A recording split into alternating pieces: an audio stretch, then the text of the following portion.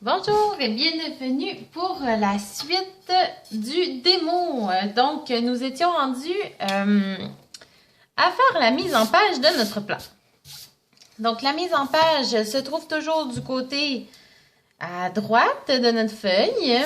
Et on commence avec le tableau de plantation, vu que c'est un plan de plantation. Par la suite, on va faire la légende et après, on a la cartouche qui peut se retrouver ici, ou si vous avez de la place dans le bas de votre feuille, il peut aussi se retrouver là. Plus rarement en haut, mais bon, des fois, il faut qu'on s'arrange avec la place qui nous reste. Donc, si on se rappelle bien, j'étais à l'échelle 1,75 ici. Je me suis laissé une marge entre mon cadrage de plan et ma mise en page. Donc ici, avec l'échelle que j'avais, ça donne 1 mètre. Je me suis laissé aussi de la place avec le bord de ma feuille pour pas que ça soit trop à côté. Donc celui-là, j'étais un petit peu plus large, mais l'important, c'est que tous mes noms de végétaux vont rentrer avec les codes. C'est ça, code, nom latin, quantité. Donc le tableau de plantation, eh bien, on écrit tableau de plantation, le code de notre végétal qui se trouve dans notre plan. Le nom latin, souvent, on peut voir Taxus media illi. Le deuxième nom, c'est moins important. Donc, tant qu'on a Taxus et la variété illi, c'est ça qu'on veut retrouver. Donc, j'aurais pu écrire Taxus media illi, mais là, j'y allais plus court. Ou sinon, par exemple, ici, comme j'ai écrit HVF, hydrangée, pan, point, c'est pour paniculata. Donc, je peux abréger le deuxième nom avec la première consonne avec un point. Donc, même chose ici, Spire japonica Goldman. Donc, Jap pour japonica. La quantité, toujours la quantité totale qui est dans tout mon plan. Maintenant, pour les interlignes, pour celui-là, j'ai utilisé avec mon échelle 30 cm. Donc, encore une fois avec l'échelle. Puis, je n'ai pas collé mes lettres de haut en bas. J'ai laissé des espaces pour que ça soit plus lisible. Et vu que j'ai pas grand place sur ma 11-17, au moins, j'ai pas besoin de faire d'interligne qui en prendrait vraiment beaucoup trop. Donc, comment j'ai fait ça? Ben, je me suis fait des marquages de chaque côté. Puis après ça, je relie avec une ligne. Comme ceci. Donc, et voilà. Est-ce que j'avais d'autres arbustes? Donc, mes conifères, il ne faut pas oublier que je place en plus gros. Donc, si j'avais arbre, il était avant.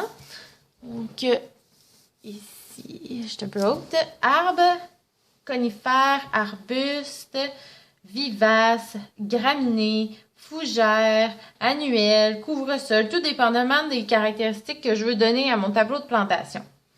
Ici, je vais y aller quand même assez simple, donc c'est conifères, arbustes et je vais y aller avec vivaces tout simplement.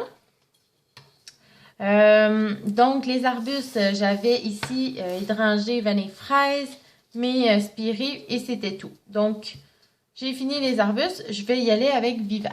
Donc, mon titre, vivace, on n'oublie pas d'écrire en majuscule en tout temps. Voilà. Non, je vais me refaire un marquage plus bas. L'important, c'est d'être propre, d'être lisible, que vous regardez votre plan, puis que vous dites, ouais, ça, je peux le présenter à mon client. Non, ça veut dire que votre plan n'en vaut pas la peine. Donc, pour mes vivaces, avant de commencer à écrire, je vais regarder qu'est-ce que j'ai. Je peux les mettre sur une feuille à part pour au moins les noter en ordre alphabétique avant de les retranscrire, puis de les retranscrire et d'oublier un nom. Je vais faire ça, on se revient. Donc, en faisant les vivaces, je veux juste aussi clarifier quelque chose. C'est que les noms latins, ils n'ont jamais d'accent aigu. Puis souvent, je vois cette erreur-là avec Hémérocalis, par exemple, qu'on met des accents, mais il ne faut pas. Il n'y en a pas. Une autre chose aussi, c'est les variétés, il faut toujours mettre des guillemets pour dire que c'est la variété. Donc, ici, il m'en manque ici. Pour finir, la variété Atropurpurea. Donc, assurez-vous que le nom de votre plante, ben, vous le connaissez, qui est bien écrit, qu'il n'y a pas de faute. Et aussi, par exemple, quand on n'a pas de variété, c'est important de vraiment mettre tout le nom qu'on a. Donc, le premier et le deuxième, donc Phlox subulata. Ça pourrait être une autre variété comme émeraude, mais là, on a Phlox subulata ou Sedum autumnalis. That's it. Donc voilà, j'ai fini le tableau de plantation. Je suis prête à faire mon carré de légende. Donc pour faire le carré de légende, ben, je vais venir utiliser la même chose que pour le même espace que j'ai utilisé pour écrire mon titre. Donc j'ai utilisé 75. Donc, même chose.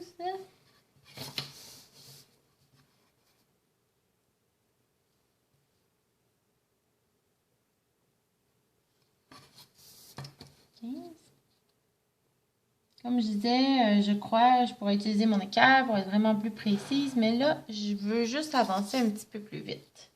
Vous avez commencé à être habitué, donc voilà. J'aimerais ça bien le centrer. Tu sais, je trouve que le tableau de plantation, il n'était pas bien centré. J'aimerais ça le recommencer. Donc, on va commencer ça et on revient. Donc, pour la légende, qu'est-ce que je veux avoir? C'est l'explication de tous les symboles que j'ai mis sur le plan qui ne sont pas expliqués. Donc, exemple, pour tout ce qui est de la maison, les fenêtres, les portes, ça, je ne mets pas ça dans la légende. C'est vraiment règle courante dans le domaine. Par contre, qu'est-ce que je vais mettre? C'est mon symbole de ligne de clôture, de limite de terrain, de servitude. Et tous mes symboles qui comportent aussi, par exemple, les végétaux que j'ai ici. Donc, je pourrais avoir aussi muret, mais si je veux me laisser de la place dans ma légende, je peux juste l'indiquer ici, sur le plan. En utilisant le même lettrage. Voilà. Je vais peut-être ajouter un point ici pour expliquer. Donc, par où commencer? Ben, on suit la même chose que mes végétaux. Sauf que là, j'avais un arbre existant qu'il faut que je mette ma légende ici. Donc, si vous avez vos stencils de rond, ben, vous prenez le même rond pour chaque végétal que vous avez à expliquer. Sauf que moi, ben, vu que je ne l'ai pas, ben, je vais le faire à la main. Comme ça. Par exemple, ben, je pourrais me donner une petite marge ici. Ouais. Je vais essayer de me gager un petit peu parce que sinon, je trouve ça difficile.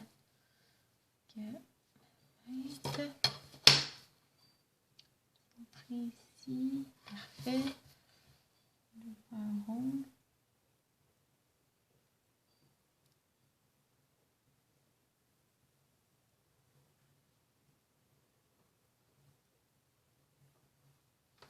Une ligne qui est la même, une ligne qui dépasse comme ça, et une ligne qui dépasse ici.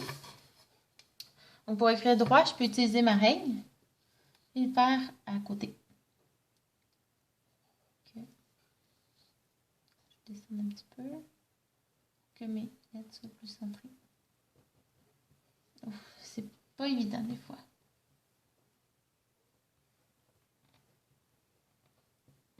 Arbre existe.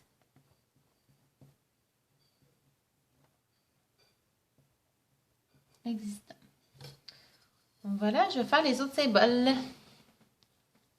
Donc voici la légende de fête. Donc j'ai mis arbre existant, conifère, arbuste, graminé, vivace, couvre-sol et j'ai mis aussi mes types de lignes. Clôture, servitude, limite de propriété. Donc, vous voyez que mes types de lignes sont plus petites. Je peux me permettre de les rapetisser. Donc, j'ai beaucoup grossi, par contre, les symboles de légende. J'aurais pu les faire plus petits, en fait. Ça leur aurait été préférable, mais j'aurais eu plus de place pour le cartouche. Donc, ici, pour justement le cartouche, qu'est-ce qui est important? Ben, c'est pas d'écrire cartouche. On a le tableau de plantation, légende, puis le reste, c'est vraiment les informations typiques par rapport au plan.